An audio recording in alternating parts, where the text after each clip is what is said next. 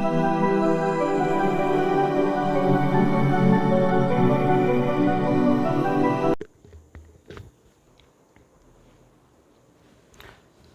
Friends, स्वागत है आपका हमारे यूट्यूब चैनल यूनिक एकेडमी पर। जैसा कि आप सभी जानते हैं कि हमारा जो टॉपिक चल रहा था एनोलॉजी टेस्ट, ठीक है, तो हम उसी को कंटिन्यू करेंगे। पिछले वीडियो में मैंने आपको कुछ इसके बारे में इन्फॉर्मेशन दी थी और कुछ एग्जांपल्स के माध्यम से समझाया भी था कि आखिर किस टाइप का क्वेश्चन होता है। वो आपका लगभग फर्स्ट टाइप का क्वेश्चन था, ठीक है। उसके बाद अगर नेक्स्ट करेंगे तो आज जो मैं आपको टाइप बताने वाला हूँ एग्जाम में ज़्यादातर पूछा जाता है, ठीक है। तो इसकी प्रैक्टिस आज थोड़ी सी ज़्यादा करेंगे इस वीडियो में, ज़्यादा क्वेश्चन सॉल्व करूँगा इससे रिलेटेड, क्योंकि ये एग्ज़ाम में ज़्यादा पूछा जाता है इस टाइप का। ओके, तो अब देखिए मैं आपको यहाँ से स्टार्ट करता हूँ।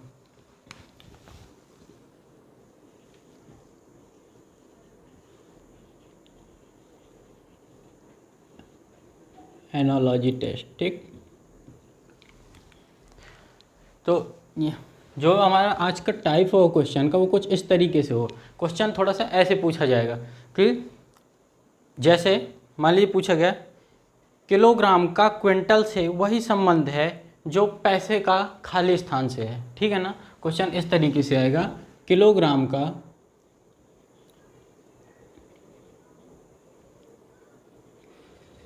क्विंटल से वही संबंध है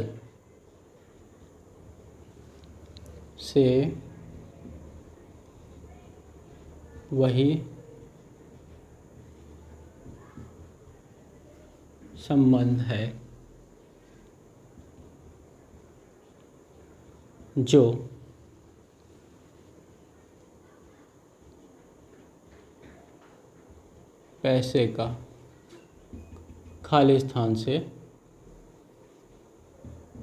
है, ठीक।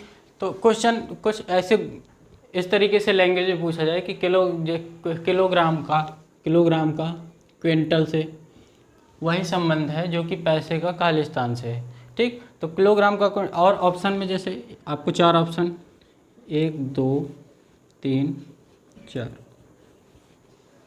ठीक है। ऑप्शन है सिक्का, धन, चेक या रुपया। सिक्का, धन, चेक या रुपया। तो किलोग्राम का क्विंटल से वही संबंध बताइए, किलोग्राम क्विंटल से किस तरीके से संबंधित होता है, ठीक है। अब देखिए अगर आपकी मैथ अच्छी है तो आपको यहाँ पर मालूम होगा कि किलोग्राम और क्विंटल के बीच में क्या संबंध होता है, ठीक है। उसी तरह पैसे का संबंध किसके साथ, वही संबंध बनेगा जो कि इन दोनों के बीच में है, ठीक है। तो आपको अगर मालूम होगा और नहीं मालूम है तो देखिए मैं आपको बता दूं कि एक क्विंटल जो होता है, एक क्विंटल में 100 किलोग्राम होते हैं। कितने? 100 किलोग्राम। 100 किलोग्राम का एक क्विंटल होता है, ठीक है ना। इसी तरीके से पैसे जो हैं तो जो 100 पैसे होते हैं, कितने? 100 पैसे। 100 पैसे, तो 100 पैसे का बनता है 1 रुपया, ठीक। ये तो आपको बहुत अच्छे से मालूम होगा। जैसे नहीं मालूम है तो सिर्फ यहाँ पर ही कन्फ्यूजन हो सकता है, उसके अलावा नहीं। एक छोटा सा एग्जांपल दिया मैंने इस टाइप का, आगे मैं इसके और क्वेश्चन करवाऊँगा, ठीक है। हो सकता है आपको टफ भी लगे हो, लेकिन ठीक है, आप यहाँ से केवल इसका टाइप समझिए। तो इस तरीके से ये देखना है कि किलोग्राम का क्विंटल से वही संबंध, देखिए ये इसका वही संबंध है, किलोग्राम का 100 गुना, ठीक है ना। किलोग्राम का 100 गुना 1 क्विंटल। उसी तरीके से पैसे का 100 गुना किया जाए तो क्या बनेगा? रुपया बनेगा, ठीक है। तो यहाँ से रुपया क्या हो जाएगा? राइट आंसर हमारा हो जाएगा, ठीक। अब चलिए मैं आपको आगे चलता हूँ, आगे क्वेश्चन पे, ठीक है। और हो सके तो अब आप इसे सॉल्व भी कीजिएगा।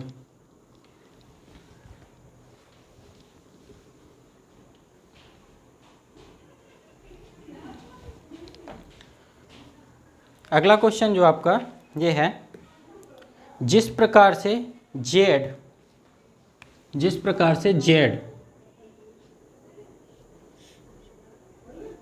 जेड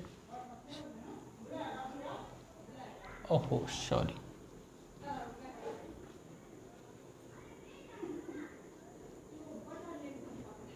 ये क्वेश्चन है, जेड का हरा से,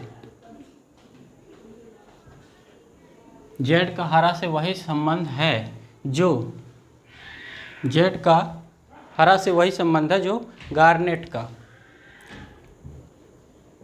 गार्नेट नाम सुना होगा काफ़ी लोगों ने, गार्नेट किसे बोलते हैं, गार्नेट का खालिस्तान के साथ होगा। ठीक है, जेड का हरा से वही संबंध है जो गार्नेट का खालिस्तान के साथ में होगा।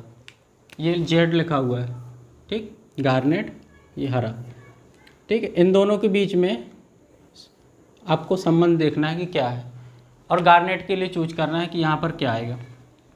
ऑप्शन मैं आपको दे देता हूँ,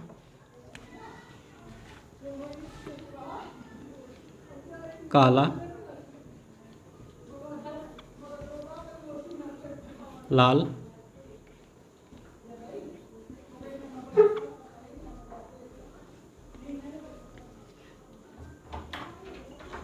तीसरा है आपका गुलाबी, और चौथा आपका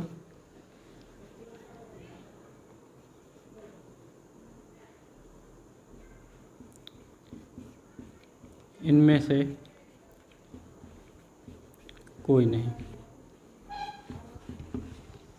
ठीक है, अब बताइए, जेड का हरा से जो वही संबंध है जो कि गार्नेट का खालिस्तान से है। जेड क्या है, मैंने आपको बताया था कि कुछ चीज़ों की जनरल इन्फॉर्मेशन आपको होनी चाहिए। इस चैप्टर में बस यही रिक्वायरमेंट है कि आपको जनरल इन्फॉर्मेशन कितनी है। पहले बताया था, जब मैंने पहला वीडियो बनाया था इस चैप्टर पे तभी बताया था। तो अब आपको ये मालूम होना चाहिए जेड क्या है, गार्नेट क्या है। अगर आपने ज्योग्राफी पढ़ा है तो गार्नेट का नाम सुना होगा। ठीक है, तो जेड क्या है, एक जेड एक पत्थर है, जेड एक पत्थर होता है, ठीक है ना, एक पत्थर का टाइप है जो कि काफ़ी महंगा पत्थर होता है। ठीक, उसे वो होता है हरे कलर का।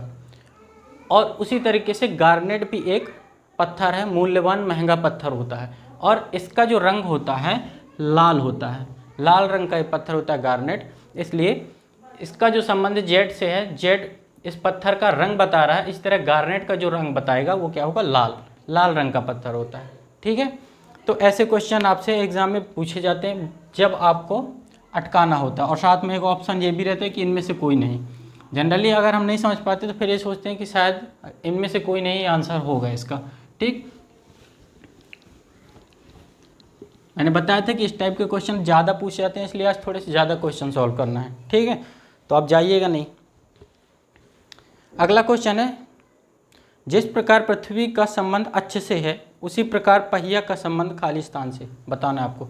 ठीक है, जिस प्रकार क्वेश्चन है, मैं पूरा क्वेश्चन अब नहीं लिख रहा हूँ, ठीक है, बोल दे रहा हूँ, आप समझिए, टाइम वेस्ट नहीं करते अपन। जिस प्रकार पृथ्वी, ठीक है, जिस प्रकार पृथ्वी का संबंध है किससे, अक्ष से,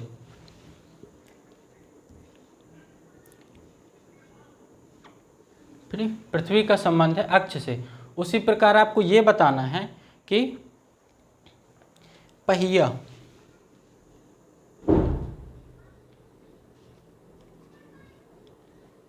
पहिया का संबंध किसके साथ होगा, यहाँ आपको बताना है क्या आएगा। ठीक, ऑप्शन मैं आपको दे देता हूँ। इसके ऑप्शन है टायर, कार, सड़क,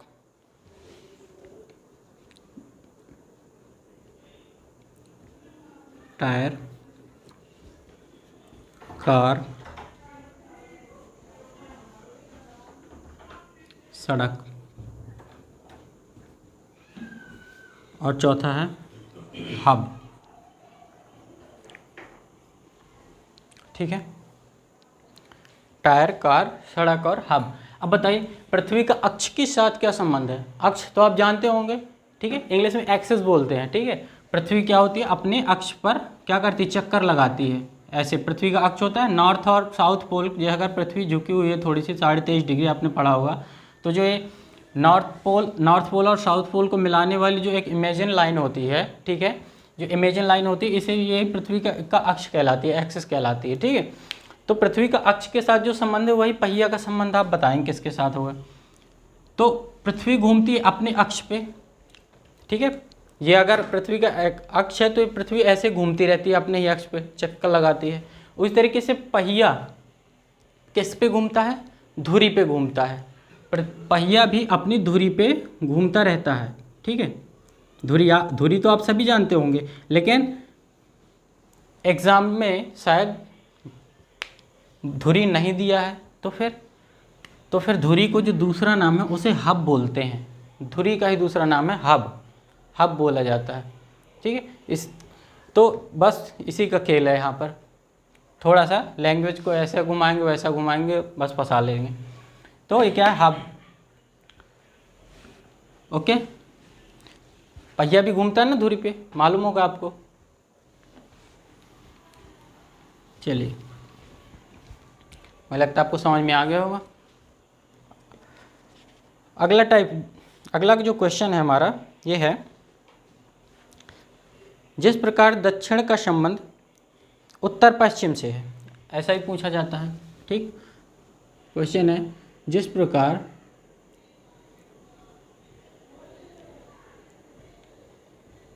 दक्षिण का संबंध किसे है? उत्तर पश्चिम से। उत्तर पश्चिम,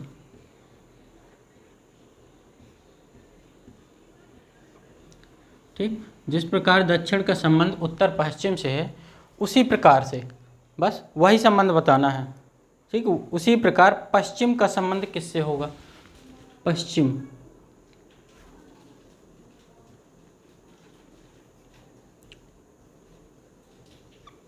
का संबंध किससे होगा?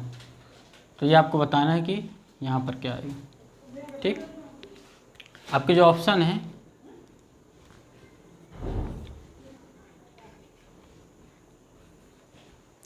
ठीक है, आपके ऑप्शन क्या है?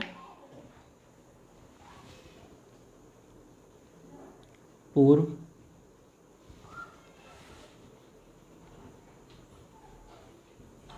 दक्षिण पूर्व,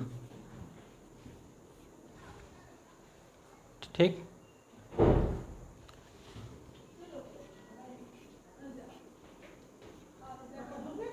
उत्तर पूर्व या नन ऑफ दिस, ठीक, नन।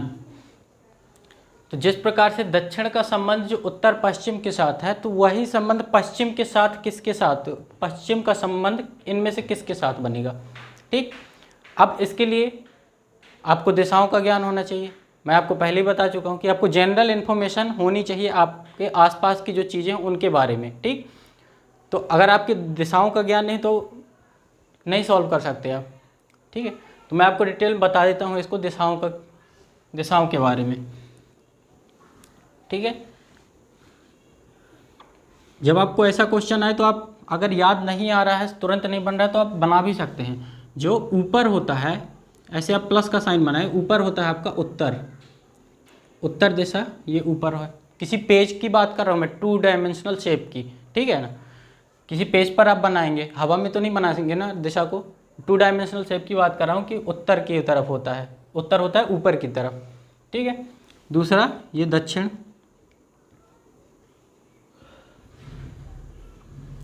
ठीक, दक्षिण हुआ। इधर ये आपका पूर्व है,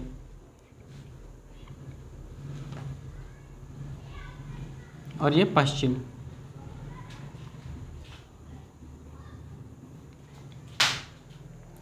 अब आप यहाँ देखिए, दक्षिण का संबंध उत्तर पश्चिम से है। दक्षिण ये रहा दक्षिण, और दक्षिण का संबंध उत्तर पश्चिम से कैसे? दक्षिण का जस्ट उल्टा क्या है? उत्तर। दक्षिण का जस्ट उल्टा है उत्तर, ठीक है। और बात की गई है उत्तर पश्चिम की, तो ये जो उत्तर पश्चिम होता है वो होता है यहाँ उत्तर और पश्चिम।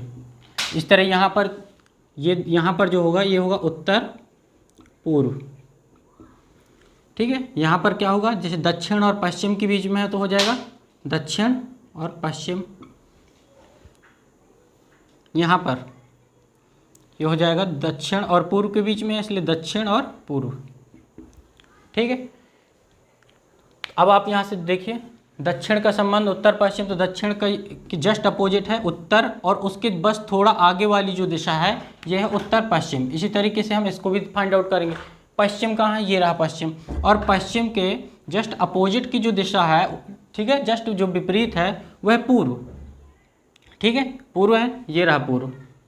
और इसके भी हम सीधा एक आगे वाली दिशा को आंसर बताएंगे, ठीक है, इसके जस्ट आगे ये वाली। तो हमारा जो राइट आंसर होगा ये होगा उत्तर पूर्व। ठीक, तो यहाँ जो थर्ड ऑप्शन है ये हमारा सही हो जाएगा। ठीक है ना, कोई प्रॉब्लम है इसमें?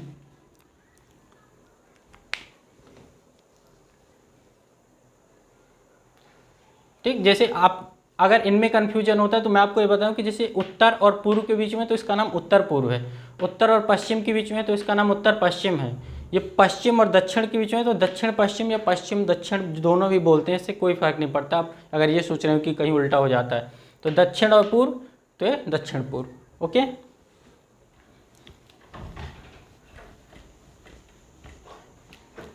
ये एनालॉजी टू जो टेस्ट है आपके सभी सब्जेक्ट से कहीं से भी क्वेश्चन उठा लेता है इसमें, इस चैप्टर पे। ठीक है, ज्योग्राफी से काफ़ी क्वेश्चन उठाए जाते हैं, हिंदी से भी।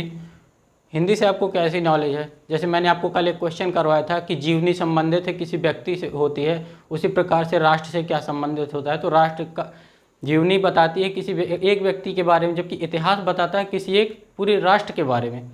ठीक है, तो कहीं से भी क्वेश्चन आपका इस चैप्टर में उठा लिया जाता है।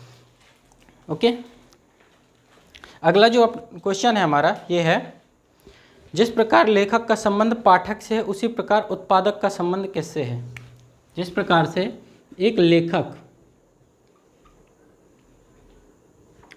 का संबंध है पाठक से,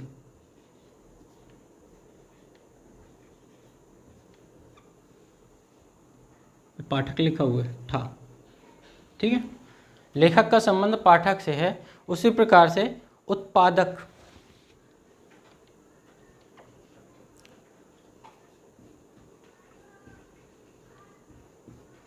उत्पादक का संबंध ये किससे होगा?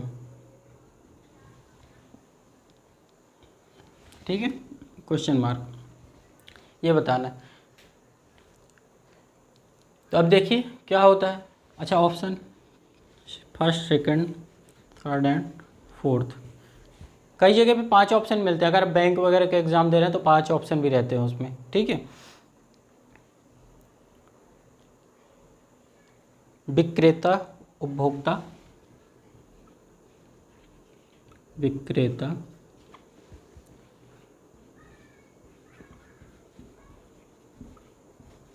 उपभोक्ता, रचयिता या ठेकेदार से।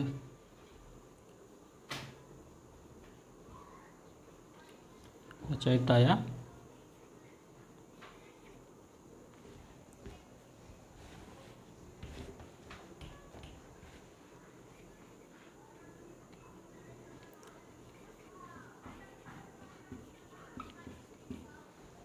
ठीक, सोचिए, आप भी लॉजिक लगाइए इसमें। लेखक का पाठक के साथ क्या संबंध है, उसी प्रकार से उत्पादक का संबंध इनमें से किसके साथ बनेगा? वही संबंध। तो लेखक काम करता है लिखने का, ठीक है, लेखक का काम है लिखना, और जब वो एक बार लिख देता है तो बाकी पाठक उसे पढ़ने का काम करता है। जो लिखता है उसे पढ़ता कौन है? पाठक। जो पढ़ने वाला उसे पढ़ने वाला है वो पाठक कहलाता है। ठीक है, मतलब जो चीज़ इसने बनाई है उसका जो यूज है वो ये कर रहा है।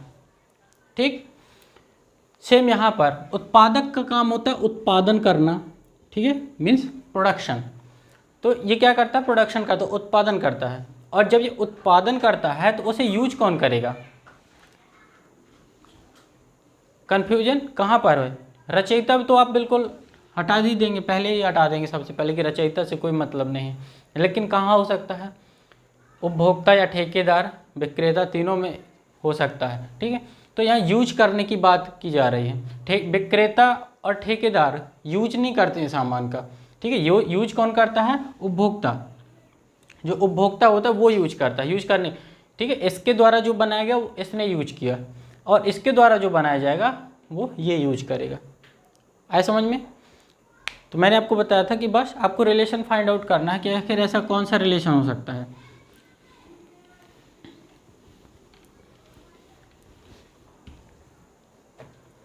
चलिए देखिए, एक क्वेश्चन लेता हूँ। इंग्लैंड जिस प्रकार से अटलांटिक महासागर से संबंधित है, इंग्लैंड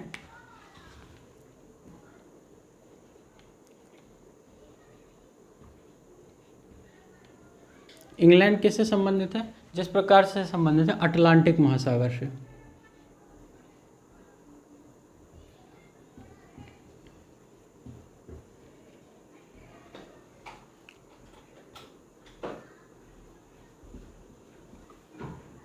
महासागर, महासागर को ओशन बोलते हैं इंग्लिश में, ठीक है। तो इंग्लैंड जिस प्रकार से अटलांटिक महासागर से संबंधित है, उसी प्रकार ग्रीनलैंड, ठीक है ना, ग्रीनलैंड का संबंध किसके साथ है?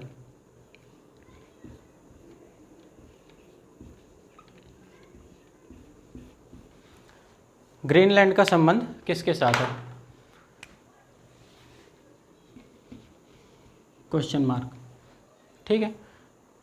चलिए मैं आपको पहले ऑप्शन दो, फिर बात करता हूँ इस पर। फर्स्ट है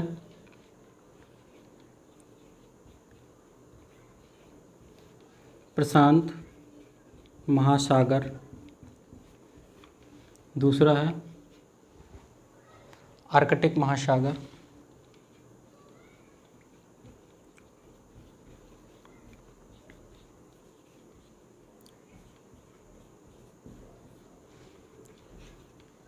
तीसरा है अंटार्कटिक महासागर।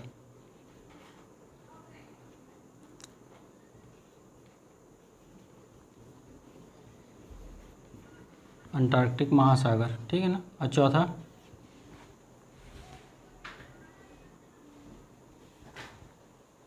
इनमें से कोई नहीं, नन, ठीक। अब बताइए, अगर आपने जियोग्राफी पढ़ा है तो आपको मालूम होगा कि आखिर इंग्लैंड का अटलांटिक महासागर से क्या रिलेशन है, जो, ठीक है। तो आप जब जियोग्राफी वाले पोर्शन में जब जाते हैं तो अटलांटिक, जो इंग्लैंड की लोकेशन है वो इंग्लैंड यूरोप महाद्वीप का एक देश है, ठीक है। और जो यहाँ पर ऐसे यूरोप महाद्वीप नीचे से अगर आप देखें तो ये साउथ दक्षिण अफ्रीका बनता है, दक्षिण अफ्रीका के बाद इधर होता है यूरोप, ठीक है ना, यूरोप। और इधर यहाँ पर लोकेशन होता है इंग्लैंड का। और इंग्लैंड के साथ जो सागर लगा हुआ है, यहाँ एस आकृति का सागर लगा होता है, अटलांटिक महासागर, ठीक है। तो इसलिए बोलता है कि अटलांटिक महासागर का संबंध इंग्लैंड के साथ है। उसी तरीके से ग्रीनलैंड, तो ग्रीनलैंड का जो लोकेशन होगा, तो वर्ल्ड मैप में अगर जब आप देखेंगे तो ये अटलांटिक महासागर के इस साइड, यहाँ पर इस जगह पे ऐसा ग्रीनलैंड है, ठीक है। और ग्रीनलैंड से जो सागर लगता है वो कौन सा है, अब आपको ये बताना है, ठीक, कि जो ग्रीनलैंड किस सागर से के बीच से जुड़ा हुआ है, ठीक है। अगर आपने जियोग्राफी नहीं पढ़ा है तो आप उसे पढ़िए, देखिए। अब वर्ल्ड मैप एक बार देखेंगे तो क्या होगा, हमेशा के लिए वो याद हो जाएगा। तो इसका जो संबंध होगा आर्कटिक महासागर से होगा, ठीक है ना, आर्कटिक महासागर, जो कि यहाँ से ये है, यहाँ पर, ठीक है, जैसे कवर करता है ग्रीनलैंड को, ओके।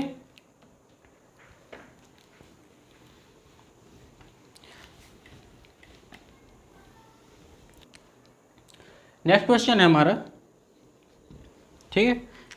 नेक्स्ट क्वेश्चन क्या है बताइए, देखिए आप वीडियो को रोकिएगा और इसे सॉल्व करने की कोशिश करिएगा कि म्यूजियम का जो संबंध, म्यूजियम का आपने नाम सुना होगा, ठीक है।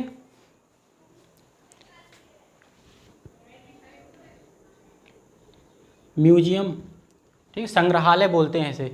म्यूजियम का जो संबंध है क्यूरेटर के साथ,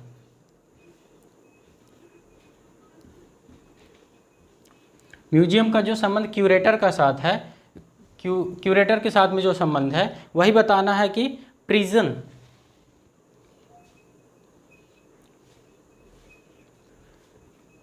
PRISON, ठीक है ना, प्रिजन का वही संबंध इनमें से किसके साथ होगा, ठीक।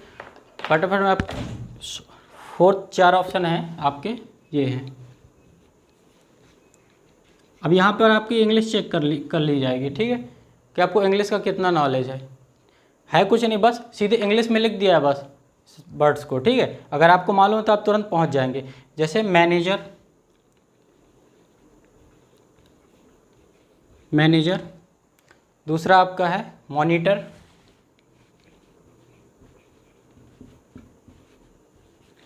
थर्ड है आपका जेलर,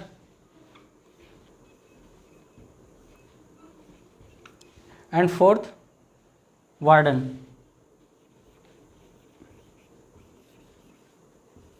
ठीक है। म्यूजियम का क्यूरेटर के साथ जो संबंध है वही प्रिजन का किसके साथ होगा? तो देखिए जो म्यूजियम होता है, संग्रहालय, ठीक है, तो एक तो हर संस्था का एक हेड होता है, तो म्यूजियम का जो हेड होता है उसे हम क्यूरेटर बोलते हैं। क्या बोलते हैं? क्यूरेटर। ठीक, हिंदी में संग्रहालय उसे बोलते हैं संग्रहालयाध्यक्ष, मतलब संग्रहालय का अध्यक्ष। और इसी तरीके से जो प्रिजन है उसका अध्यक्ष या उसका हेड कौन होगा? तो प्रिजन मीन्स होता है जेल, जेल या कारागार, ठीक है ना। और जो जेल का हेड होगा कौन होगा? जेलर होगा। ठीक, तो यहाँ आपकी इंग्लिश चेक कर ली गई, पिछले में क्वेश्चन में आपकी ज्योग्राफी चेक कर ली गई थी। ठीक है, तो मैंने आपको बताया कि एनोलॉजी टेस्ट जो चैप्टर है इसमें किसी भी कोई भी सब्जेक्ट से क्वेश्चन आपको पूछा जा सकता है, साइंस से पूछा जा सकता है, कहीं से भी रिलेट किया जा सकता है। अगला जो मैं क्वेश्चन आपको साइंस से दे रहा हूँ, देखिए। ठीक, जिस प्रकार आसवन का संबंध विस्की से है, विस्की का नाम सुना होगा आपने, ठीक है ना। नंबर फर्स्ट आसवन, क्वेश्चन आसवन। आसवन, यदि आप आसवन नहीं जानते तो मैं आपको बता दूं, आसवन को इंग्लिश में डिस्टिलेशन बोलते हैं, ठीक है ना, डिस्टिलेशन। आसवन का जो संबंध विस्की के साथ में है,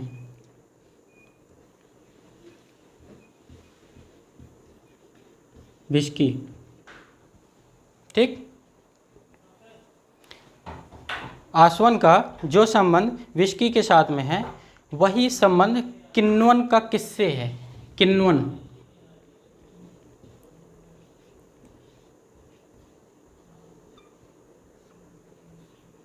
ठीक है, आसवन का जो संबंध विस्की के साथ है वही किण्वन का संबंध किससे? अब ये साइंस से रिलेटेड है क्वेश्चन, ठीक है ना, साइंस से रिलेट करता है।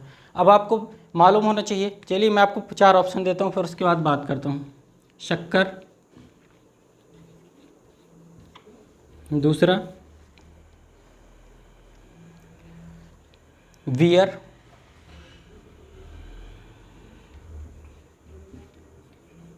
बियर, थर्ड है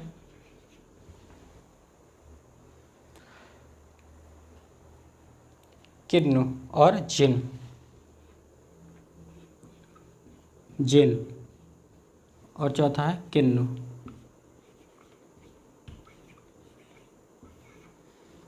अगर आपको साइंस तक आप नहीं पहुंचे कि आखिर ये लॉजिक साइंस से है, तो आप समझेंगे कि किण्वन का संबंध किण्व से हो सकता है, ठीक है ना। जो किण्वन को हम इंग्लिश में फर्मेंटेशन बोलते हैं, ठीक है ना, फर्मेंटेशन। जैसे आसवन को बोलते हैं डिस्टिलेशन।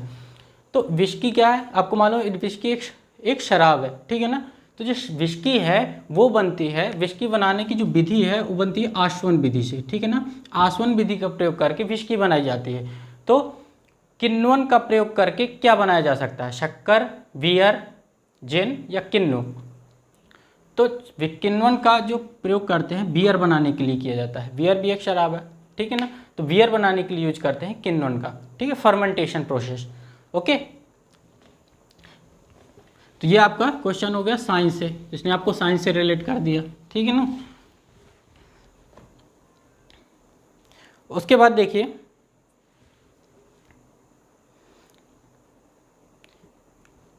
एक और क्वेश्चन मैं आपको लेता हूं, ठीक है ना। इंडोलेंस का वर्क के साथ जो संबंध है, ठीक है ना,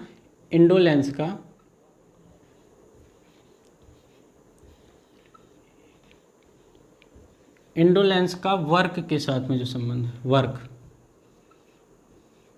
अब यहाँ भी आपकी इंग्लिश चेक की जाएगी, ठीक है।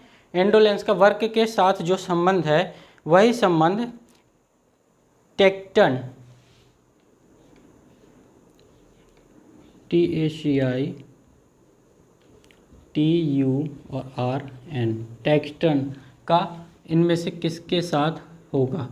ब्लैंक, ठीक है।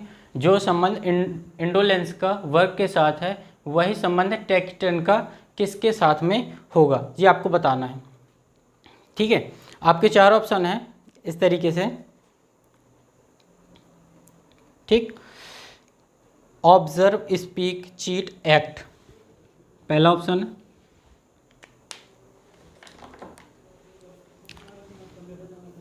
ऑब्जर्व, फर्स्ट ऑप्शन है आपका ऑब्जर्व। दूसरा है चीट, ठीक है। तीसरा है आपका स्पीक,